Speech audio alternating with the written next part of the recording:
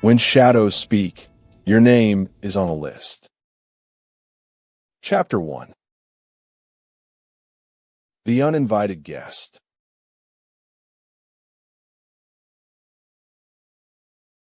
I step into my new life as a college student with more than just a suitcase full of dreams and books.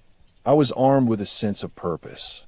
The sprawling university grounds seemed to stretch before me like an open book, inviting me to unravel its secrets and carve out my own path within its ancient walls. My room was nestled in the oldest dormitory on campus, an imposing structure shrouded in mystery and whispers among students. They called it Eckhart Hall. Its Gothic architecture seemed to whisper tales of a bygone era when I first set eyes on it. As I entered my new abode for the first time, a chill ran down my spine, not just due to the autumn breeze seeping through its stone walls, but also at the thought of all the stories it must hold within its crumbling stones. My excitement was palpable as I settled into room 212, adorned with old-fashioned portraits and an eerie sense of solitude. The heavy wooden door creaked under my touch, a symphony to greet me in this new chapter of my life. My roommate, Emma, had already moved in. We exchanged pleasantries over the phone weeks ago, but never really met before today. Her warm voice echoed from behind the thin partition separating our rooms as I unpacked boxes and hung pictures. "Hey, Lila, just putting away some clothes. Thought I'd help you with yours, too." She popped her head into my room, her vibrant red hair bouncing playfully in sync with her laughter. As we chatted about everything under the sun, from classes to our childhood dreams, an unsettling feeling began to creep up on me. It wasn't just Emma's warm presence that made this place feel homey, but the silence. The walls of Eckhart Hall seemed to listen intently, as if waiting for something more than words to pass between us. Late in the evening, when the sun dipped beyond the horizon and the building grew dark, I settled into my new bed, a plush haven against the rich hardwood floorboards. Emma retreated to her room, leaving me with an eerie calm.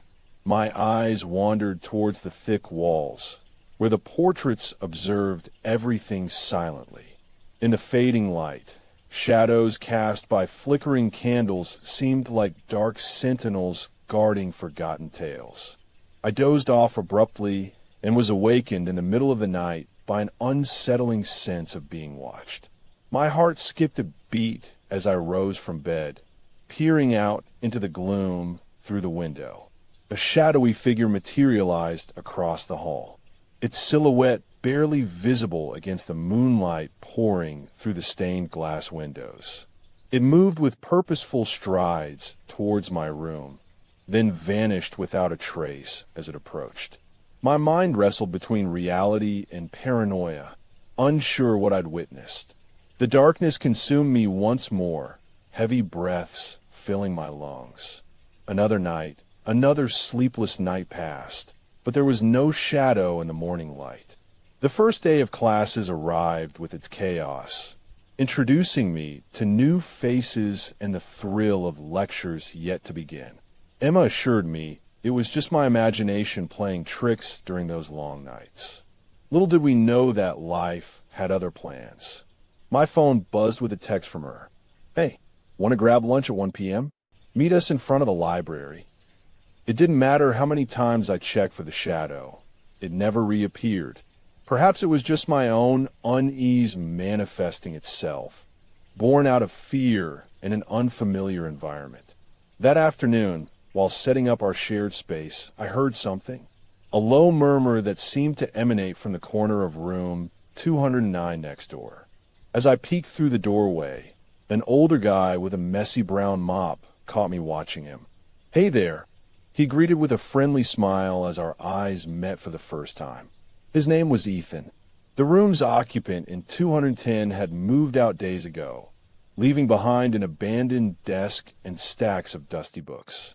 I introduced myself, and we spent hours discussing everything but Eckhart Hall's sinister aura. Days blurred into weeks with classes, a budding friendship with Emma, and late-night conversations over coffee about our dreams. The building hushed in the evenings as though waiting for us to leave before resuming its nocturnal activity. One night, I could have sworn those whispers, soft at first, started outside my door. The words became clearer. "Fine list." My breath quickened. It sounded like someone was trying to communicate with me. Emma wasn't present, and Ethan claimed he'd never heard such a thing. I began to wonder if sleep deprivation played tricks on my ears or loneliness. I reached for the doorknob, but retreated at the last second, fearing what could be waiting outside. An odd thought. The next night brought me the same cryptic message. They come when moonlight fades. This time, Ethan was there, standing by the door as if watching something unseen. "Dude, did you hear that?" I asked, trying to hide my unease. His gaze flickered between the door and a book he'd been reading. "Nope," he said softly, eyes still glued to the pages. "Must be some prankster students." Pranksters? In Eckhart Hall? Unlikely. Determined to find answers in the building's heart, I ventured out into the chilly night, with Ethan by my side, though he seemed equally perplexed by the whispers. A narrow stairwell led down to a musty archive room where yellowing documents whispered their own secrets. We stumbled upon an ancient ledger buried beneath stacks of dusty texts. Eckhart Hall, resident list 1978.1980. My fingers trembled as Ethan flipped through pages bearing names I didn't recognize until one caught my eye. Lila, followed by a date, and the words "moved in tonight." A shiver coursed down my spine. That was me. More research revealed that Lila had vanished during her sophomore year.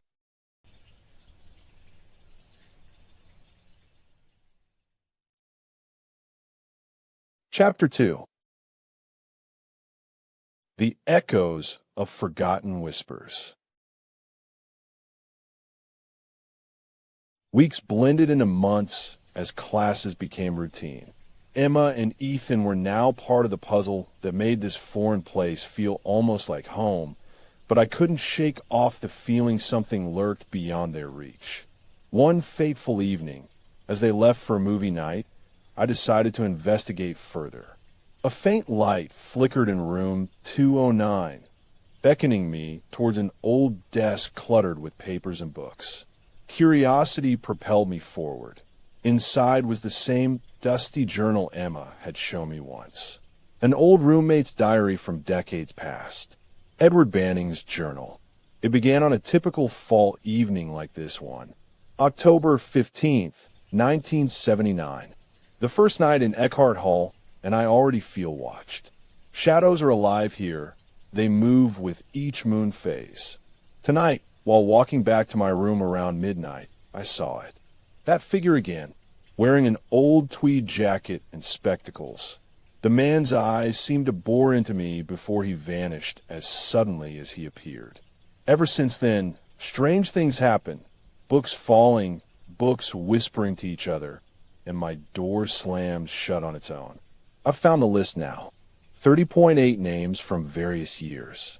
If I'm not mistaken, all of them checked out during odd hours, like these people do. In a trance, I read on as the pages turned on their own. Edward's name, followed by his date. His list. Lila. In this room, there's an unseen force watching us. They know what they want, and I fear it's me. I turned to leave when a page fell open. My heart stopped at a black dot and a white photograph. Edward in 209 had drawn me. It was from another time, but looked. The list now included a single entry. Lila, with today's date as the end. My life is changing here. I feel them waiting. I think they've chosen me. Edward's final entry spoke of a hidden room behind a portrait on the second floor, leading to an underground bunker where the list originated from. That same night, Ethan and Emma returned early with stories of their own odd encounters, hinting at malevolent forces. We pieced together Edward's tale. The Banning room, tucked away since 1978. A sketch in his journal matched the portrait we found. A woman in tattered clothes staring into darkness. Stepping through time, I felt icy fingers grasp my shoulder as Ethan yelped behind me. "They have us," he said. We fled up to our rooms, huddled beneath blankets, and didn't discuss it again. The next night, the portrait's face was gone. It hung there when I left, but the morning brought an eerie transformation. Edward Banning's old room now sported a door leading down into darkness. Ethan accompanied me as we entered the bunker. Inside, old files lined shelves. Papers crumbled at our touch, revealing the list pinned by Edward. Our names weren't the last ones added. A few were recent. A chilling realization sank in. Somebody was actively contributing to this roll call of vanished students. We decided not to mention this, fearing ridicule. Ethan and I left, but during dinner, he whispered in my ear, "You're next." The words echoed in his mind too, though he never spoke about that night's discovery. Another entry from Edward described the list being brought up here by a silent woman in tattered clothes. Ethan found her. She held it. An antique ledger bound with twine. It fell apart when he touched it, revealing paper slips with the names of people who've never checked out books. Lila's book was missing from this list.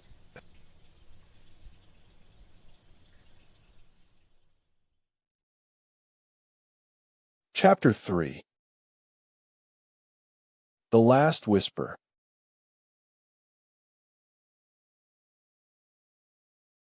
That night, Ethan and I decided to uncover the truth in the bunker together. I entered first. His hand tightened around my own as we descended. "In here is where it happens," he whispered before stepping over a threshold into the unknown. Below us was an underground bunker, adorned with old photographs of those on the list. There were 37. One more addition. My name, Lila. The air stilled at the bottom step.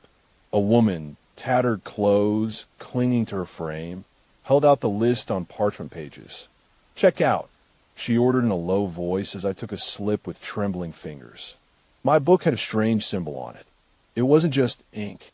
An etching resembling the university's crest with eyes that shone like lanterns when backlit by moonlight. Ethan, having grabbed his own, saw them too and whispered "Moon Eyes." The last name was his, but he felt it as well.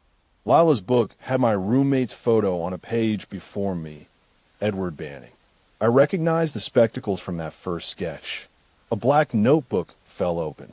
Edward had seen these eyes during one of those midnight hours before vanishing. Ethan realized his contained moon eyes too. The list beckoned us to explore further, leading to a narrow tunnel filled with old portraits. There were fewer each time we visited. People gone, some names scribbled out in red. Moonlight reflected off the symbol I'd glimpsed earlier on their books. Ethan and my own. In the bunker, it glowed brighter as we descended into an underground maze. We stumbled upon a room filled with journals, the list at its center. My roommate had checked in and never left. Shadows moved. I followed them into another tunnel where a painting showed a woman with tattered clothes. Ethan's journal lay open beside mine. Edward was there, watching us through his own spectacles. The last entry mentioned a book he'd yet to find. In the main room, a door we hadn't noticed opened. Edward's face stared out from it. I found my book and a final piece of paper on top. "Run," typed in red ink. The list dwindling as people went missing one by one. It was me.